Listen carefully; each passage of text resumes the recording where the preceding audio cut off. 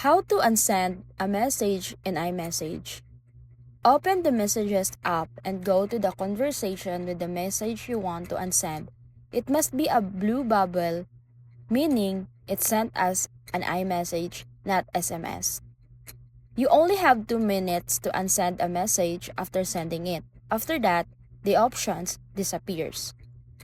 Tap and hold the message bubble until menu pops up. Then, tap Undo Send. This message will disappear with a little animation.